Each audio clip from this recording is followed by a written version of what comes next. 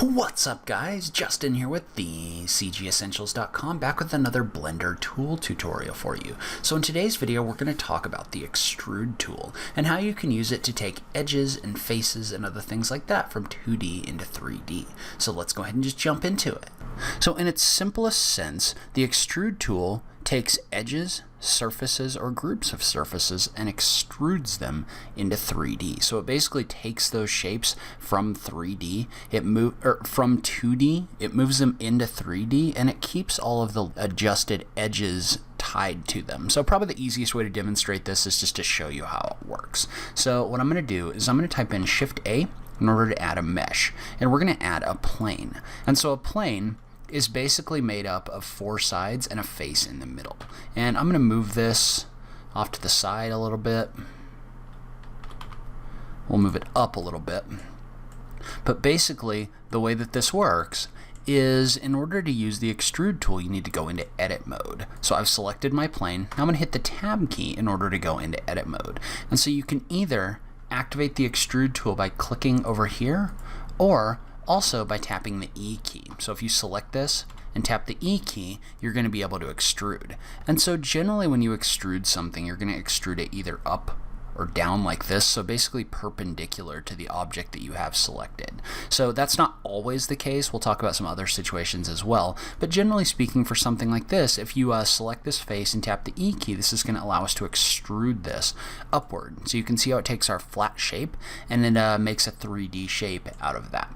And so that's what happens when you select a face and use the Extrude tool. However, there's other options as well. So for example, if I was to type the tap 2 and then select this edge right here and tap the Extrude key, you can notice how you can extrude a face as well. And notice that I can lock this to the various axes just like we can anything else, just by tapping the X, Y, or Z keys. So in this situation, for example, I can extrude this along the Y axis. Then if I wanted to, I could maybe scale it up, extrude it again along the Y axis. So we use this a lot for if we're tracing a shape in order to subdivide it later. A lot of the time what you'll do is you'll extrude an edge like this out, and then you'll scale it up and down in order to make it match. And we'll do something like that in a future video. But note that you can extrude edges. You can also, if you type the 1 key and select a vertex, you can extrude a vertex. So you can see I can extrude this in order to create a line. One thing to note about this is if I was to tap, if I was to look at this straight on along the x-axis and then do this, you're going to notice that this is going to get extruded just on the y-axis. So if I was to extrude this into a curve or something like that and then rotate, you're going to notice that this is going to be flat because I did that in the flat mode. So that can be really helpful if you ever need to, if you have like an image or something like that and you're trying to trace along it, you can extrude your various vertices in order to get that shape. And so from there, if you wanted to, you could also select all of these edges and you could extrude that as well. So you can extrude curves that you draw like this into 3D shapes as well. And so notice that you're not limited to just extruding a single face. So let's say, for example, I'll just do a Shift A and let's actually go back into object mode for a second. We're going to do a Shift A, we're going to add a cube, and I'm going to scale it down just a little bit, and then I'm just going to move it over here so it's kind of out of the way. But if you take a look at this, you can not only extrude each individual face by hitting tab and going into edit mode, you can also select multiple faces and extrude this that way. So for example, let's say that I wanted to extrude this, and we'll do a Shift X. So you can see how I can extrude this outward as well, so I can extrude multiple different faces. And notice what this does. So this kind of thickens this area, and what it does is it'll kind of fill in this space around here, so you can use this to create interesting shapes like this as well. So in addition, you can also use the Extrude tool to add things like recesses. So for example, if I was to add a cylinder, so let's add a cylinder right here, and we'll scale it down just a bit. We'll move it off to the side here. But then let's say we were to inset the edges on this face up above. So let's select this, type the I key in order to inset this. Well, now you can use the Extrude tool by tapping the E key to add a recess right here. So notice I'm able to basically use this in order to add basically move this face downward to give this kind of a hollow look. So you can also use the extrude tool in order to create this recess on the top. And so one thing you're going to do a lot of is you're going to use the extrude tool in extrude scale mode. So what that means is you can extrude something outward uniformly. So for example, let's say I was to split this face using a Control R key, and we'll do that again. Then let's say we were to select this edge loop. So I'm going to type 3, do an Alt click to select the whole edge loop, then I'm going to type the E key. Well, what that's going to do is that's going to allow me to extrude this. So you can see how that takes all of the faces that we have selected and extrudes them in a direction. The problem is we don't want these to go in one direction. We want them to go outward based on a central point. And so the way that you can do that is by tapping the S key. So when you type the S key, what this is going to do is that's going to enter extrude scale mode. And so this is scaling this outward.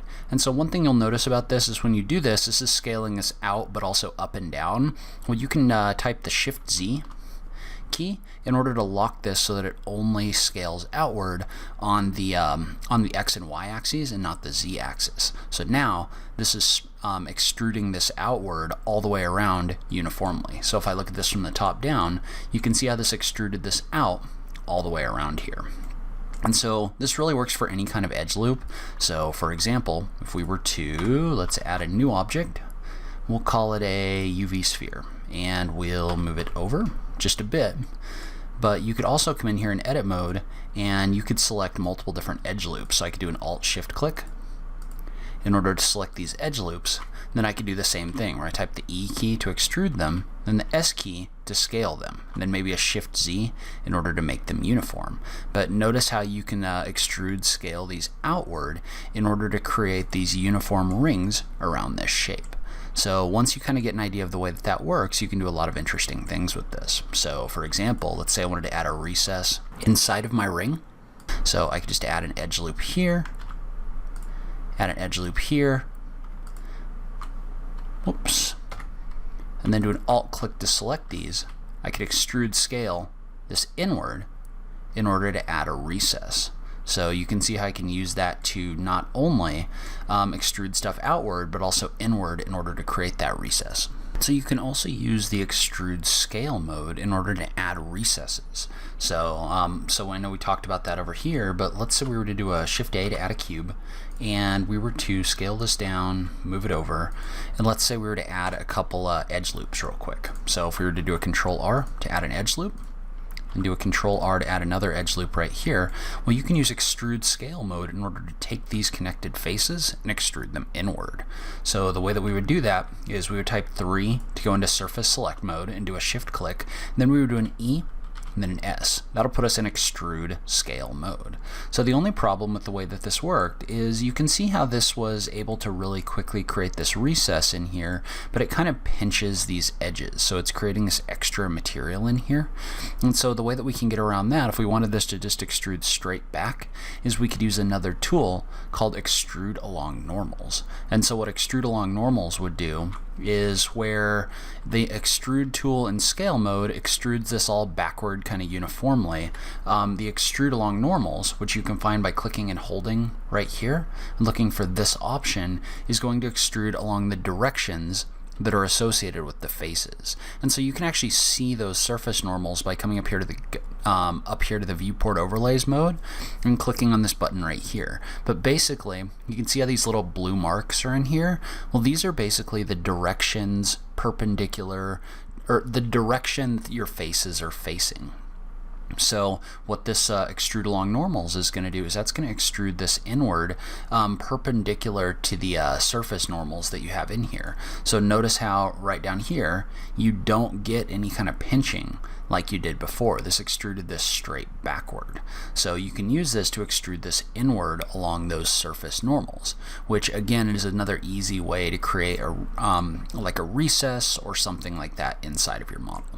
So that's where I'm going to end this video. It's kind of an overview of the Extrude tool. We will get into more advanced things with the Extrude tool in the future, but I wanted to give you an overview of what it does and how it works. Leave a comment below. Let me know what you thought. Was this helpful to you? I just love having that conversation with you guys. If you like this video, please remember to click that like button down below. If you're new around here, remember to click that subscribe button for new Blender content every week.